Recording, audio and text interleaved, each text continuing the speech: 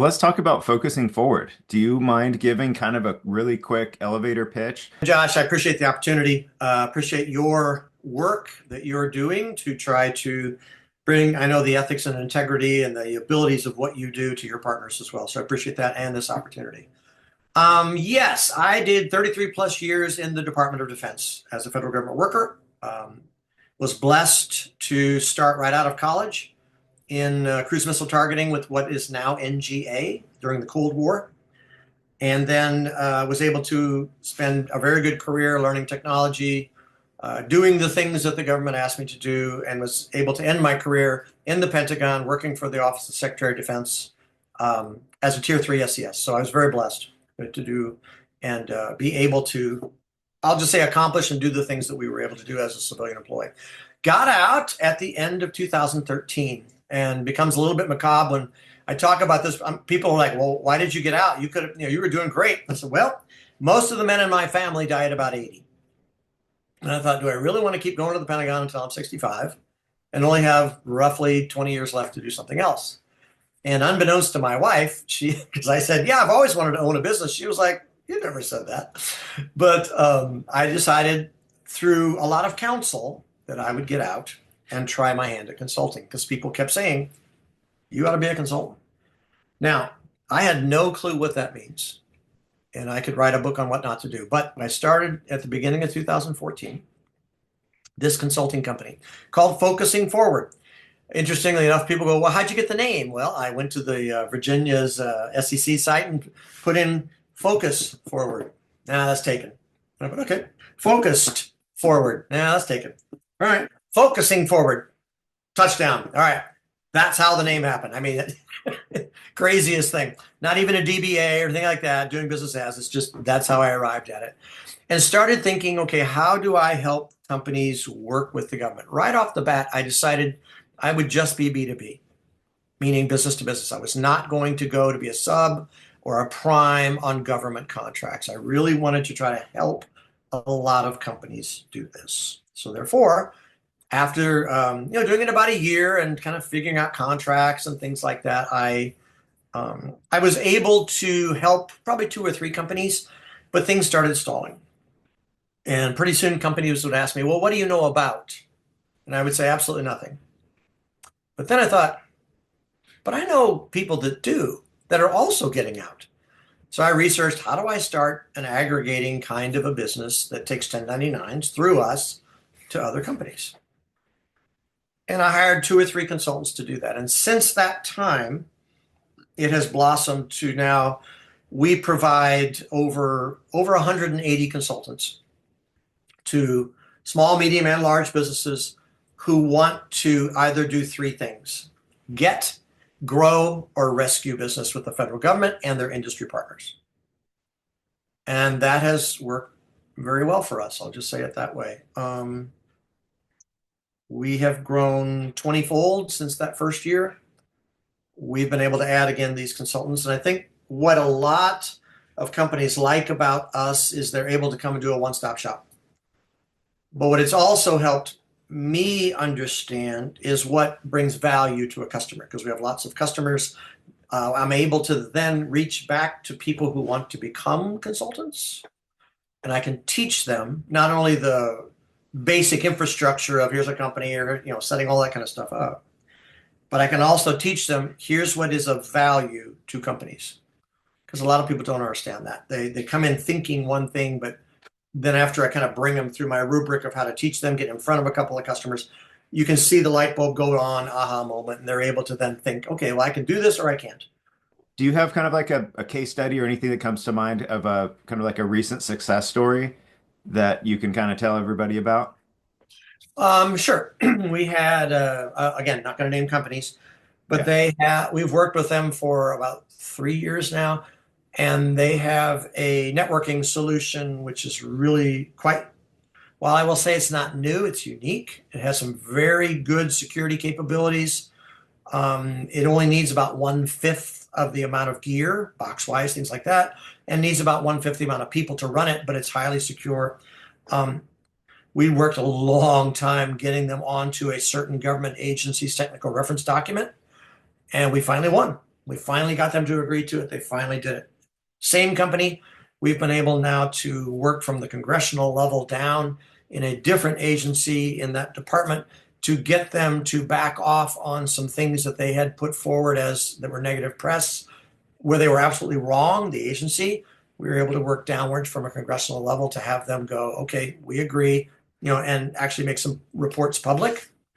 That would be one. Another one, we have been supporting a company working overseas. I won't say where, in which we were able to bring them in front of the right customers in different countries. So in other words, think Latvia, Sweden, those kinds of areas, where we were able to help them understand the lay of the land from how to go in through the diplomatic corps. Again, we were able to do that. And we're helping that down in South America as well. We were able to get a couple of very small companies into some JVs with some bigger companies. And we have one very unique company, and I'll even mention them because I don't know that there's anybody who would be a competitor. It's called Sober Sidekick, and I think I mentioned them to you before. The only one where we're actually working on a win basis with the government or even other customers. They're basically a sobriety lengthening platform online behavioral. It's a behavioral modification capability by bringing support to people who are in recovery, and it's the fastest downloaded app on the Apple Store right now. It's called Sober Sidekick. We're taking it to the government. We've got some things with the VA and the DoD that are bubbling right now. That's been a win. In fact, one of those two actually came back to us and said, please bring them in. We want to see them, put in like an unsolicited or something of that nature. So that's been a win. Yeah, I mean, there's a number of where we've just helped with, recompetes and things of that nature. Does that answer your question? Yeah, no, that was great. In fact, that kind of I feel like the all of those examples are so different that it gives me, I'm kind of jealous, honestly. Like you don't know from one day to the next what is going to be thrown at you. So like your brain kind of like gets to flex muscles all over the place from one to the next, and your team also. They just get, a new challenge dropping on their desk, sounds like all the I mean, time. one company just a week ago that we've had said, "Hey, do you have anybody that knows the government's wide area workflow, process, the payment and vouchering process?" We sent a note out to all of our consultants, say, "All right, who got this?" We had three very, very good people come in. Again, now we're just working through, well, which one's the best fit, right? And we'll forward that. They'll probably do, I don't know, maybe 5, 10 hours with that, and they love it because most of the people in the consulting world choose consulting for the freedom. I mean, but these are very talented people. They could find a job at a W-2 fairly easily, but they've chosen this consulting for freedom, like we've talked about before. And so therefore the 5 to 10 hour gig is not that it's a good deal to them. We pay them well, and they enjoy it, or they'll get longer ones too.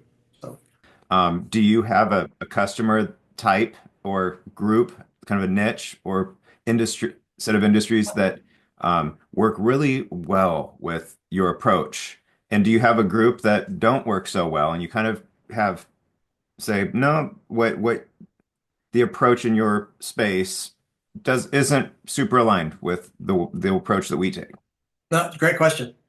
Um, we have, and I mentioned this to you before, we actually have developed a federal vendor maturity model in which we can look at 15 pieces of any company and judge, kind of where they are, next steps they need to do. And we have consultants that can help people that are brand new, maybe coming right out of the gate as a new company with a new widget, new process, whatever, all the way up to we've actually helped Fortune 100 companies as well. Okay, now, but we can help anybody along any line there or any part of that segment. I look at it the opposite way. The companies that I've had the most problems with, I'll be honest, are the ones that are hero companies, meaning the person who owns the company is the CEO. He or she has grown it to a certain point, and now they're never wrong. So the person or a company that we want to look at and help is a company that is willing to go, yeah, we need to pivot or we need to do something maybe a little differently. Because again, if they know what they want to do and maybe all they want is access to get in front of somebody, And when we look at their briefs or look at their products and we tell them that's not going to fly, do this, if they don't take our advice, we'll know that very quickly because some people are, this is the way it's got to be, right? We're not changing, we're not doing, we're not FedRAMP approved, we shouldn't have to be. I mean, there's a lot of people that really have some very interesting thinking around the success they've maybe had in the commercial space and then have trouble understanding the federal space, if that makes sense. Yeah, yeah, definitely. Um, yeah, I was recently at a workshop. They call that the one man problem. Like there's one man, and it also comes up when you go to sell the business because that if that one person, that president that has the head full of knowledge is leaving, then the business is leaving with him or That's her. right. So it's Yep. but every business starts that way. It's not necessarily a bad thing until it is. And it can Uh, be a huge obstruction as well. You're right. right. No disagreement. Consultants need to also, or companies like what we do, and there's a number of them out there, they're very good. They need to understand and look at the small, mid, and large size, companies they're trying to support to really and to be able to get from them that their strategic thinking.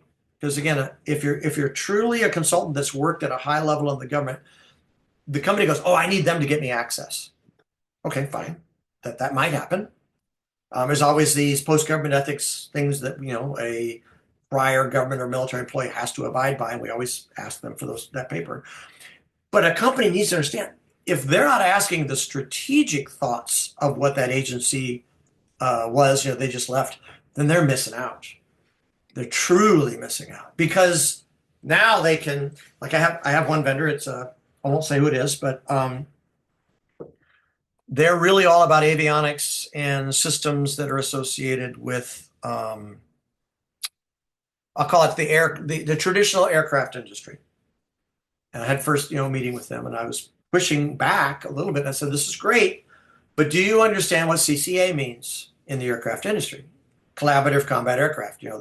It's this whole idea of unmanned drones that are very high speed, not the loitering types that we've seen for a long time, but are very high speed and they're able to be controlled, like let's say with an F-35 or some other jet. That is where that's where all of this is going. If they really read the tea leaves, unmanned is where everything is going." And they were like, "Well, they still got to do this and this and this." I said, "That's absolutely true. But if you want to get in front of the bow wave, then the person that I'm going to bring to you is going to tell you what that bow wave looks like. And now you can plan 2 to 5 down. If you're thinking of just the next quarter, we can help a little. We can do some things, but the real value comes in thinking, that again, that strategic level thinking down the road. But other companies will come and say, "Look, we need costing models, we need pricing help, we need help on some of the things you do. Obviously, they need help on." We get that all the time. A lot of the things that we will do is finding the right partners for them to go with. That's a very helpful thing that they see because we do have folks that have really good connections in the bigger integrators and even some of the management consulting companies as such. So we're able to bring that to the table as well. And then last but not least, some companies want to work overseas. We actually have 5 people that live overseas right now, one in the UK, one in Greece, one in Chile, 2 in Hawaii. I call it overseas, even though it's part of us, I know. And then we're able to actually help them with a whole different set of potential vendors and customers. And they really like that, but they don't necessarily understand how to work overseas. So we will help them in those arenas as well. Who is your ideal customer? Does the continuum start at them being kind of like ready to go, or does it start to at a nurturing point to take them to a new spot where it's like now you're ready for a different or a higher level of service? I think the answer is a yes from the point of view of a generalized question that you said. So in other words, I will look at a company, let's say they're a startup, they made it out of Silicon Valley, they're really interested in SpaceWorks, they've got a capability of refueling like what SpaceX is trying to do now on board. Okay, great, brand new, maybe they got this technology, we'll take a look at them. I've got one company that can bend hypersonic metals really well and actually can do some really cool roboforming. They're a little bit later stage. And then we've got, and so the consultant that I will bring understands that. So maybe they're trying to get a SIBR let's say, or they're coming right in the door with an AI application, and then they need to go talk to trade winds, or they need to get a JV maybe with a bigger company. That we have those people that know all those processes. So it's more, and I mean, even with you, you have some great processes, obviously, that we're trying to team with as well. So if a customer requires a GSA focused contract or some support there, we're going to turn them on to you. See what I'm saying? So the way that this works is we're an aggregator. I've got lots of talent. People come to us with a requirement. We then associate that talent. Now, again, where I've not had success, people will come in and go, oh, you know what? Can we just pay you equity on a win or pay you percentage on a win? And I've turned quite a few of those away lately simply because all of the risk is on our side. We will work with companies that are willing to either just pay or share the risk. I can tell, again, if a company is just screaming for data that they want and they need help, but they really have no funding, that becomes problematic, obviously, because I have to pay the consultants and the capabilities that we bring through.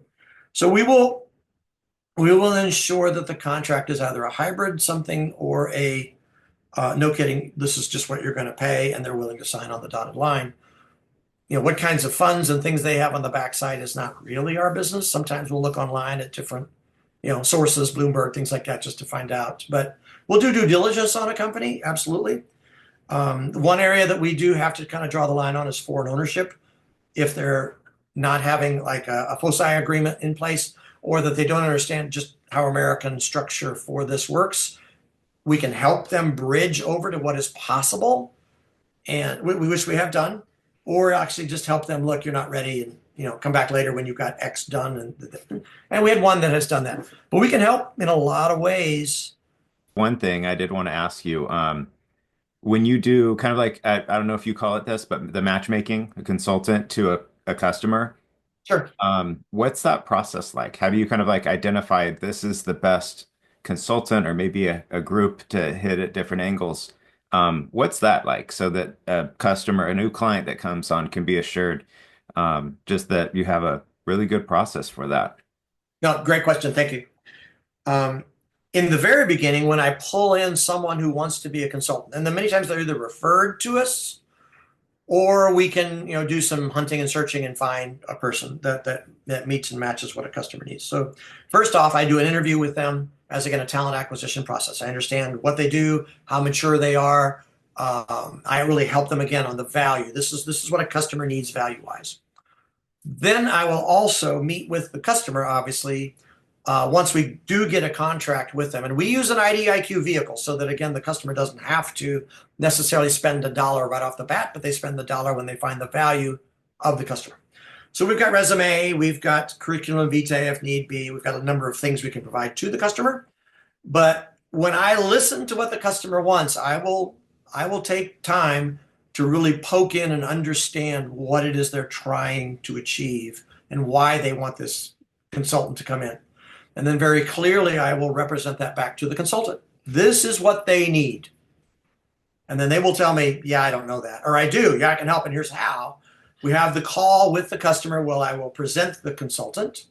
And then they'll do a back and forth. I can tell within about 15 minutes if it's going to work, right? And then if that doesn't work, then I tell the customer or the consultant, thank you very much. I appreciate it. We'll get you the next opportunity. Then I go to my next consultant, right? I may have a list of 5 that might be able to do something. And finally, if the customer then really resonates on someone back and forth, we'll sign like a statement of work below the contract, and away we go. And it's the back and forth. It's like anything in life. Dialogue creates credibility. It does. Dialogue creates credibility. And that's why, like, I love Monster and some of these other job boards, but you put your resume in there, you're just one of many that nobody's ever talked to you. Nobody understands you. It's just a resume. And I get it. That's a process. But if you can have a dialogue, if you can look at somebody through a screen or have lunch or whatever, and you kind of do that back and forth, your credibility and your odds start to go way up.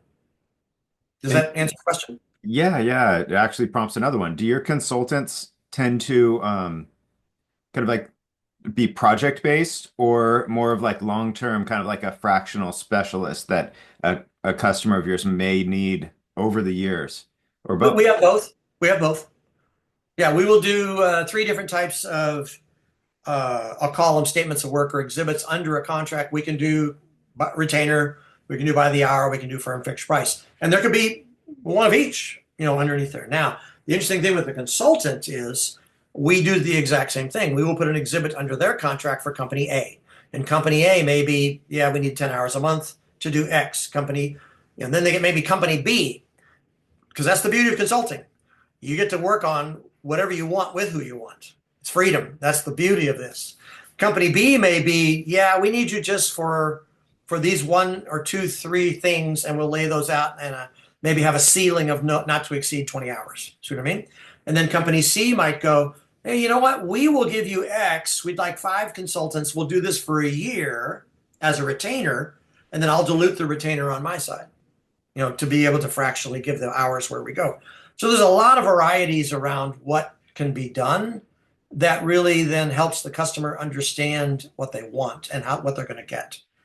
Like we have 80 clients, a little bit more, probably got 6 in the pipeline still we're working on. And of those, we will bill 20 to 25 a month, but they go back and forth. It's different. And the contracts that we have are a little bit more open-ended with our customers. The beauty of what people that are our customers, our companies that we work with, is they just love the freedom and the flexibility and the low risk around not having to throw a lot of money in a retainer and not get necessarily what they expected. So with us, it's let us prove to you what we can do, and then we'll grow this out, the way that it makes sense. I know we talked a little bit ago, and I Sure. was intrigued by what you offer. It's very unique. A lot of the companies in the government contracting or kind of like the federal marketing space have the approach of, let's do market research. Let's get you kind of a federal sales pipeline going so that you're getting SAM.gov and maybe GSA eBuy and DIBS and you're connected where you need to. Let's Yep. get your bidding, your proposal writing, all that strong. Let's strengthen you there. And then let's release you to the world and kind of hope for the best and nurture as we need, which is a functional model. It Uh, is. but I'm not sure if you offer, I think you have something similar to that, but You what intrigued me also is that you also have that go right to the top approach with having access to your consulting network. And I see a lot of my customers, not a lot, but a good number struggle because what they do is kind of in a niche where a lot of bids don't come out for what they do, but when they do, it's a really big bid. It's a big 20-year contract. And if they don't get that one big 20-year contract with the one or two departments that really align with the mission of what they do, if they lose, if they kind of, miss the boat on that, they aren't going to get government work for right. a really long time unless, Right. there's a recompete that comes up or something like that. So you bring to the table something very special in that a consultant that is just coming out the revolving door of an agency and has carries so much knowledge about the inner workings can consult with a business that needs that knowledge to know how to navigate, who to talk to, and all of that stuff. So Correct. all that being said, did I get anything wrong there, or did No, I fall no, short? absolutely. You're absolutely Okay. correct. And along the lines there of having the individual with the corporate, I'll call it corporate or government knowledge, around what that customer might want, we have other services as well, which I can go into in a minute because we're trying to become that one-stop shop for anybody who wants some sort of a consulting thing. Now, what's interesting is why do people use consultants? Just stepping back again and thinking from a business perspective, why would you want even a consulting company? And it always comes down to a gap of some kind, which I learned, throughout this 11 years that we've been doing this now, is understanding how and where the gaps are, and then how and where to market to them for what we can actually help with. No doubt about it right now. Homeland security is a buzzword that everybody's talking about because of the administration's priorities at the borders, not border, but borders. Okay. And because of that, people have been calling, well, what do you have in this area? Because everything's going to the border. Well, we've been able to tell people that's kind of true, But don't discount DOJ, FBI, DOD, the National Guard, and others in the way that you look at the budget, because what's fascinating is if you dig in, they're being plussed up, but they're being plussed up to support work being done at the border. So, in other words, don't just focus in one specific area. The rest of these other areas I just mentioned, they're going to be looking to have a budget plus up for the purpose of supporting ICE and CBP and others along their nature. So, we help people kind of think more broadly. All right, if they've got a system, let's say it's a drone system or whatever, how does it then get in front of that company or that organization, get in front maybe of DOJ or FBI, who is doing support via drones to the what's called the AMO, which is the Air Marines Operations Center at DHS CBP. They're going to have to link in, right? So we can help them with the architectures. We can help them with what they need. We can understand what manpower is coming for. Well, what do they need? So you get the point that the messaging and the understanding of how they fit with where the government is going, that's huge, because not everything is going to come from one point reference. Even the Merchant Marine, the Coast Guard, and the rest will be involved. And this administration understands that. So where you see money in a budget, make sure you understand the flow for what it's going to be supporting. And there's, a lot of the folks that we have can look at a budget and go, oh yeah, that's what that means, right? Whereas somebody who's never looked at a budget before, it's like speaking in tongues. I mean, there's nothing there that they will look at and go, that I don't know what that means. But we can bring value to a company to help them understand. So that's kind of thing one. Thing two, though, we are able to help the leadership of the company really understand, and to your point, is the juice worth the squeeze? I've had, especially during the pandemic, when everybody wanted to do PPE and all the rest of the, the stuff to the government, we were able to say on a number of occasions, don't waste your money. The government is not going to buy your thing. They're just not, for a variety of reasons. And the salespeople are like, they're mad at us, right? But the vice presidents and everybody else came and would say, hey, thank you. We very much appreciate helping us really understand the landscape. We're going to keep the contract alive. We're not going to do this over here anymore, but we'll be back. And that's a lot of, again, a smart, in my opinion, consulting firm is to understand when, not just to take a buck, but to tell the truth about what the value is of what they're trying to bring. And the more honest you are with them, you can help them pivot to improve it so the government will buy it, or not try and do something else. I mean, that's, I think, of a value of consulting as well. It takes patience, takes a very, I think, honest approach to why you're even doing consulting in the first place. As I tell my people that when we train them, just do good. The more good you do for whether it's soldiers, sailors, airmen, Marines, Guardian, or citizens, the more good you do, the more is going to come. But as soon as you start trying to cut corners and just get a buck, I said, you're not going to make it. The bottom line for a lot of people right now is they're heading to the sidelines, nervous or whatever, and not following through on things. And the real issue for folks right now, having gone through 8 administrations in my day, is everybody tries to, in this first 100 days, really make a big impact.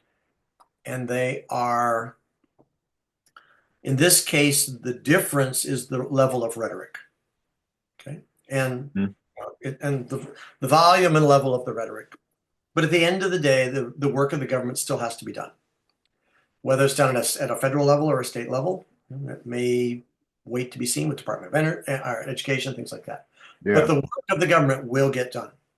And therefore, people need to relax. They need to kind of look at the future, look at where the priorities are going to be, and then understand how they would apply themselves. As I've been telling quite a few companies, do a 4-year strategy. You had your strategy already in place, put it to the one side, and do a 4-year strategy around where you see things happening. And if you need to pivot. If you don't, stay the course, find new partners, go to different areas. I said, but do a 4-year, not a 5-year or even just a 1-year. Think about how you would apply yourself to this. So there's two themes that have been coming out over and over and over. One is savings and one is security. and whether it's Homeland Security, Department of Defense, whatever. Savings is obviously first and foremost with the Doge and even the legislation Doge, which is two different groups. But the bottom line is if people can portray that, whether it's through their marketing or through their engagements with the government or with customers, savings is going to be huge. Yeah. That needs to be a marketing theme. So I don't know if that answers your question, but that's what I see, and how, I mean, I kind of put that under your last question, trends, things like that. But it's even not just trends, but it's messaging, and it's how people need to even think about what they're selling. Some people would go in and go, yeah, I'm going to gold note this, I'm going to make sure people pay for whatever. Okay, I get that. But all things being equal right now, the pressure is huge. I'll give you one case in point. If the Department of Defense under Pete Hegseth, tries to do what he is talking about of saving 6 to 8% per year over the top line, the entire budget of, like, I'll just give you an example, the Air Force is 25% human costs, whether that be salaries, human programs, whatever. Do the math. Let's say we extrapolate that to the DoD, wins similar. Yeah, it'd be similar. Say it's 20%, whatever. If you start taking 6 to 8% per year over 4 years, or even a FIDEP if they do it that way over 5 years, you're now definitely into weapon systems, because the math is 32 to 40%. So therefore, even if you take every human out of the mix, you've still got 15% of overhead to pay based upon that strategy. Mm-hmm. You're not going to take every human out of the mix. You may take 10%. And if they truly want to keep cutting, the cost pressures are going to come down harder and harder and harder. So people that can come in the door and say, I'm cheaper but still secure, or more secure, or whatever in the vision, they're going to get their hearing, because I'm already hearing people say, we can't afford X, we're going to cut that contract.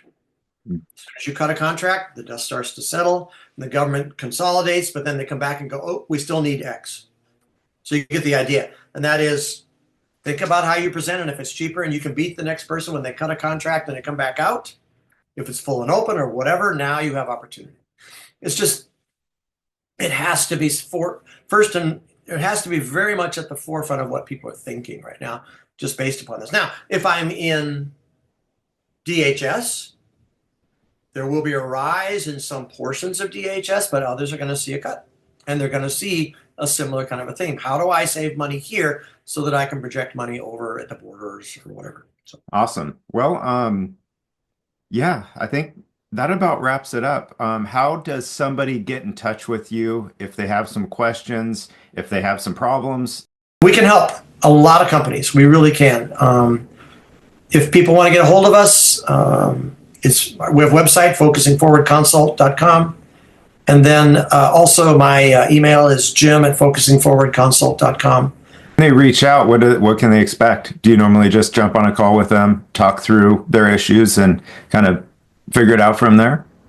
Yeah, I'll do a free consultation with them. Right, we don't pay for anything or charge anything for the first thing. We'll listen to what they want to do. We'll try to understand, and I'm thinking obviously in my head using our CRM, whether we're even going to be able to help them. I will tell them that up front.